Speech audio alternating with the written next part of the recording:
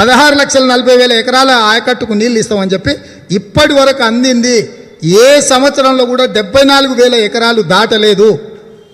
ఇవాళ కాళేశ్వరం ప్రాజెక్టు గుదిబండై ప్రతి సంవత్సరం 25,000 కోట్ల రూపాయలు కాళేశ్వరం మీద రాష్ట్ర ప్రభుత్వం ఖర్చును భరించాల్సిన పరిస్థితి వచ్చింది.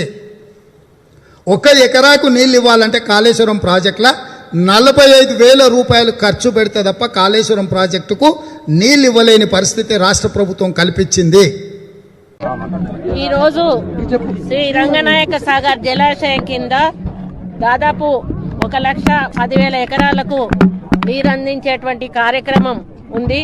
దీంట్లో ఎడమ కాలువ ఇప్పుడు మనం ఓపెన్ చేయడం జరిగింది. ఎడమ కాలువ నుంచి 70,000 ఎకరాలకు, అదేవిధంగా కుడి కాలువ నుంచి 40,000 ఎకరాలకు నీరు అందించేటువంటి ప్రక్రియ ఉంది. దాంట్లో మొదట విడతగా ఎడమ సాగర్ నుంచి ఇప్పుడు నీళ్లను మేము విడిచిపెట్టడం జరిగింది. ఈరోజు ఈ కార్యక్రమాన్ని మేము ప్రారంభించడం జరిగింది.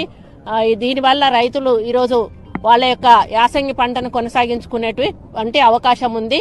ఈ సందర్భంగా వారికి శుభాకాంక్షలు తెలియజేస్తాను.